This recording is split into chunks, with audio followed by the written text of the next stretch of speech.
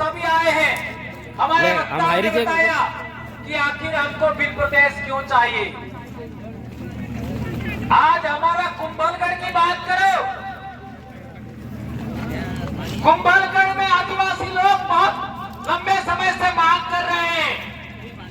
क्या कुंभलगढ़ के एरिया को आज तक नहीं आते? एक इंपॉर्टेंट बात, हमारे पड़ोसी गुजरात की बात, खानपुर के आदिवासियों को 2000 अनुसूचित जनजाति का प्रमाण पत्र मिलता था। आज उनको वो डामोरी है और उनका अनुसूचित जनजाति का प्रमाण पत्र बंद कर दिया गया। और पिछले साल उन्होंने अपने बच्चों को स्कूल भेजने से मना कर दिया। इसके बावजूद भी गुजरात सरकार ने बात नहीं मानी। इसके लिए लोग आ रहे। इस बीच में हमारे सबसे पहले हमारे उम्रदराज जाबाज साथी हमारे बीच में आए थे।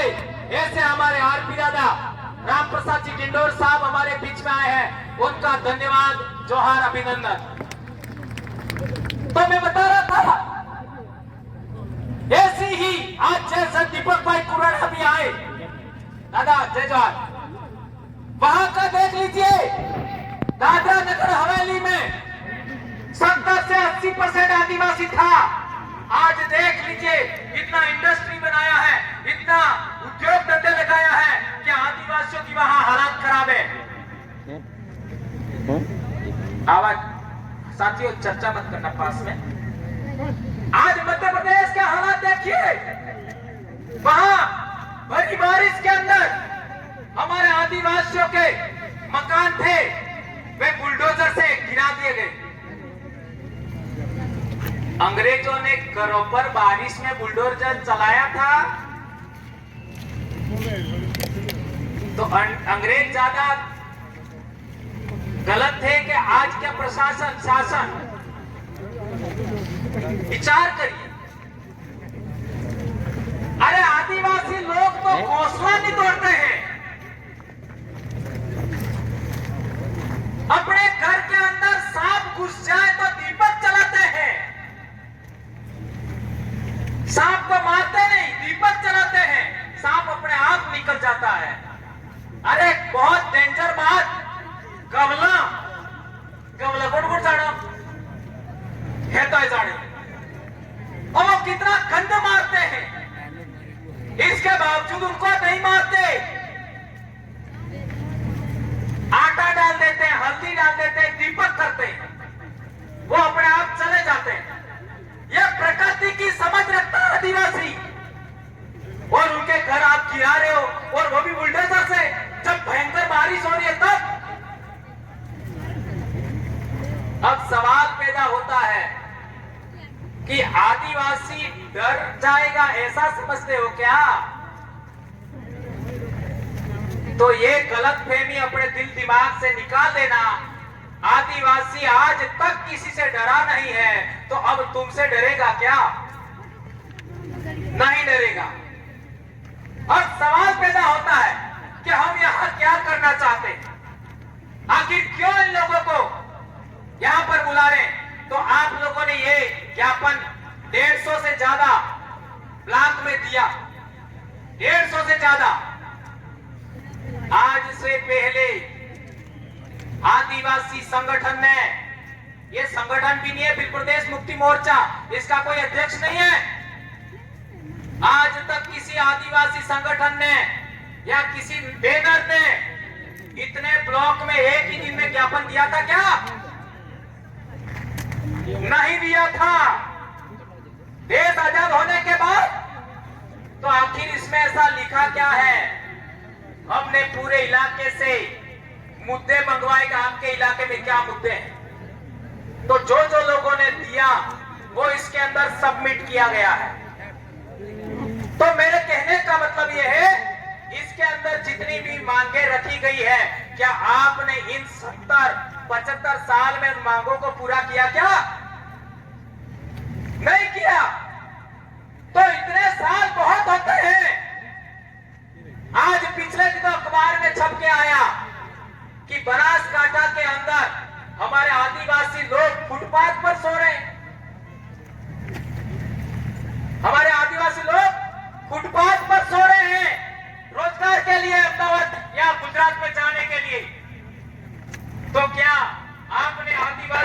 उनके इलाके में रोजगार की बात नहीं करना चाहिए था?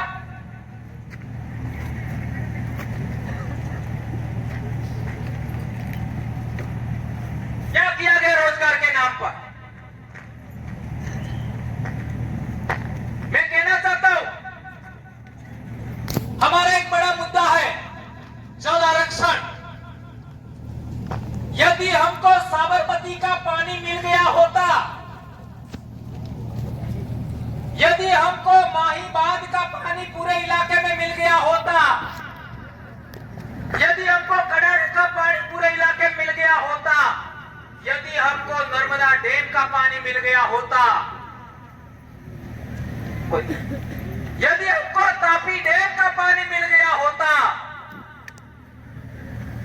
तो क्या हम इन शहरों में रोजगार के लिए लाइन लगा करके नाकों पर अपने आप को बेचने जाते क्या? इन रोजगार के नाम पर शहरों में नाकों पर जैसे बकरों की मंडी लगती है, वैसे मजदूरों की मंडी लगती है। यह अपने आप को बेचना होता है।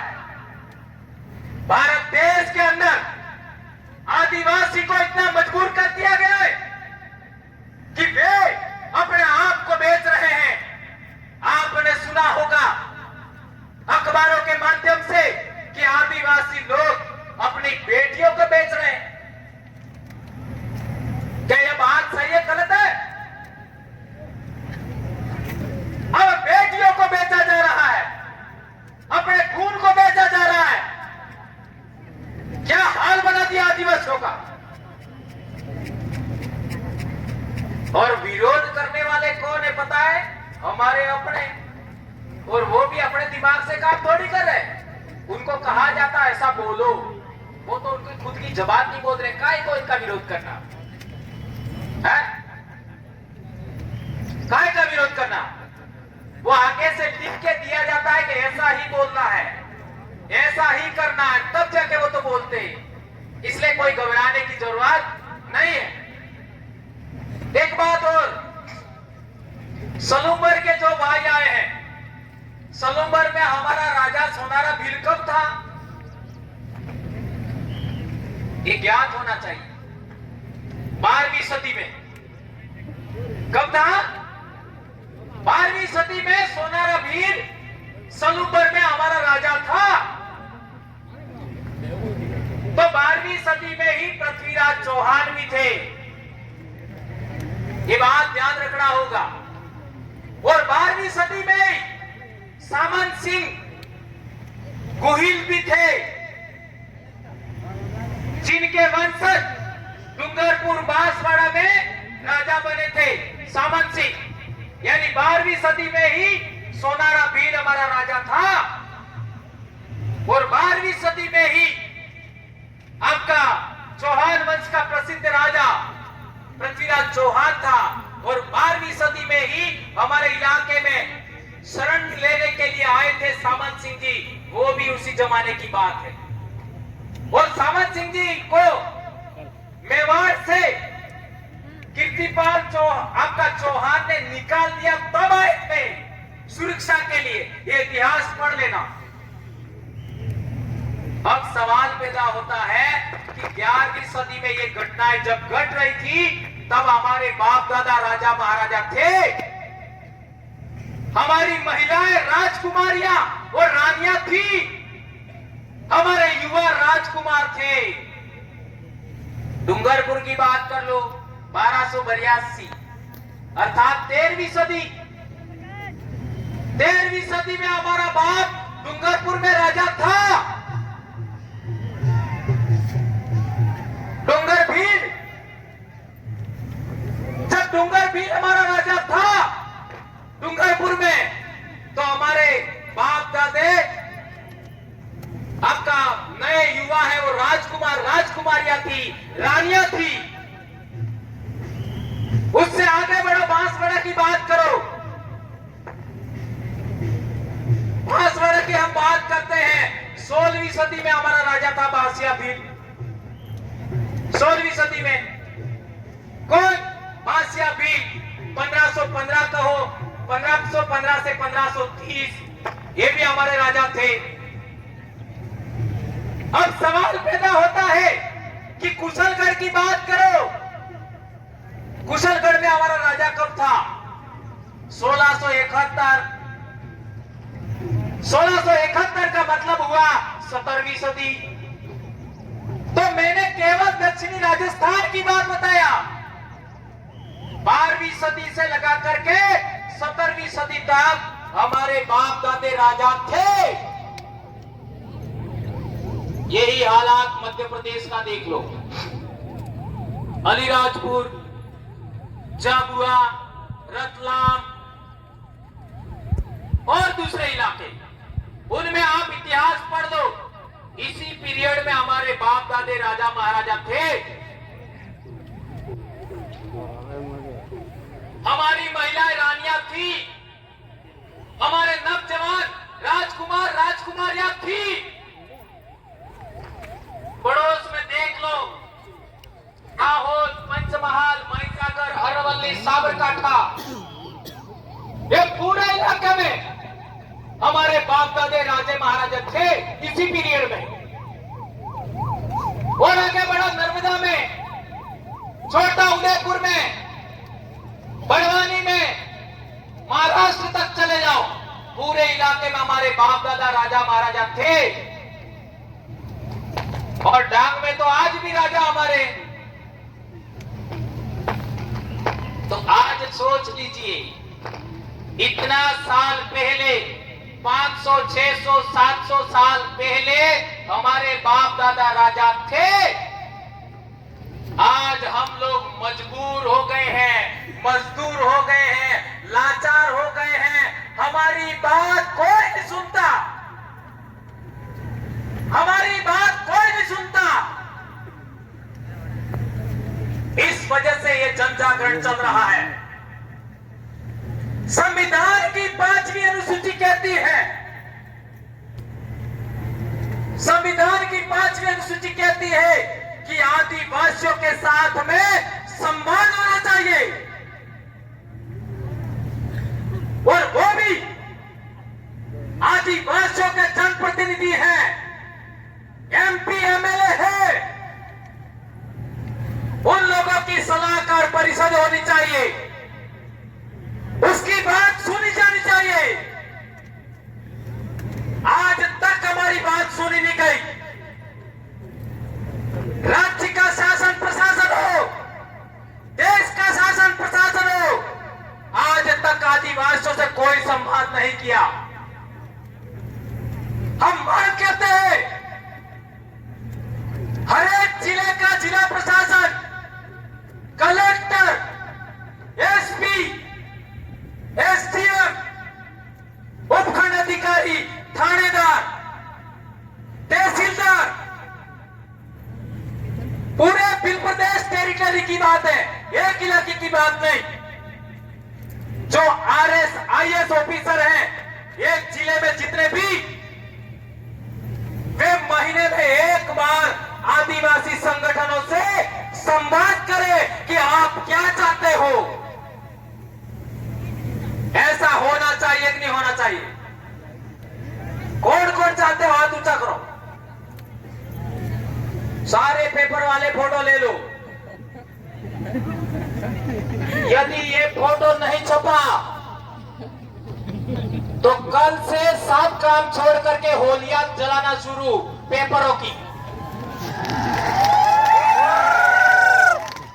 हमारा पानी पीते हो, हमारा अनाज खाते हो और हमारे इलाके में सांस लेते हो, हमारी जमीन पर सोते हो और हमसे म्याऊं नहीं चलेगा। भारत देश का मूल मालिक है आदिवासी, ये मैं नहीं कह रहा। 5 जनवरी 2011 सुप्रीम कोर्ट के जजमेंट ने कहा, जब आदिवासी परिवार बना था तब आदिवासी डरते थे। आज आदिवासी परिवार के 10 साल हुए हैं, आज आदिवासियों ने डरना छोड़ दिया है। आदिवासियों ने डरना छोड़ दिया है। और अभी बात चल के आई थी कि दूसरे लोग ऐसा ऐसा बोल रहे हैं, तो किसी को डरने की जरूरत नहीं है। महाराणा प्रताप के पूर्वज जो सामंत सिंह हमारे इधर आए और हमारा इलाके पर राज किया, डूंगरपुर हो चाहे बांसवाड़ा, उनके पूर्वज राणा कुंभा के पिताजी राणा मोकर की हत्या हो गई। उस जमाने में भी हमारे भीलों ने साथ दिया था। मेवाड़ का पूरा शासन प्रशासन उस जमाने का उन हत्यारों को पकड़ नहीं पाया, और हमारे भीलों ने केवल एक परिवार के 7 भाइयों ने पकड़ दिखाया। ये होता आदिवासी। टाइगर जैसा ही ट्राइब होता है। ट्राइब और टाइगर में ज्यादा असमानताएं नहीं होती। हाँ, वो जानवरों में राजा है जन्मजात, और इंसानों में जन्मजात हम राजा है। इसलिए कहते हैं बॉम्ब धनी भील, धूल मोड़ना धनी भील। तो बात चल रही थी कि दूसरे लोगों में ये ऐसा माहौल है कि अरे यार ऐसा हो जाएगा वैसा हो जाएगा। मैं कहना चाहता हूं सभी पत्रकारों से, सभी शासन प्रशासन से, दुनिया के इतिहास में एक उदाहरण बताओ। भारत तो छोड़ दो, दुनिया के इतिहास में एक उदाहरण बताओ कि आदिवासियों ने किसी भी गैर आदिवासी समाज को परेशान किया हो। उदाहरण बताओ, किसी का शोषण किया हो, किसी के साथ भेदभाव किया हो, किसी के साथ अन्याय किया हो। मैं जो महाराणा कुंभा की बात कर रहा था, उस परिवार का जो मुखिया था उसको उन्हीं लोगों ने मारा था। इसके बावजूद भी उन्होंने कहा कि हमारी सहायता करो, तो भी हमने किया था। बोलिए,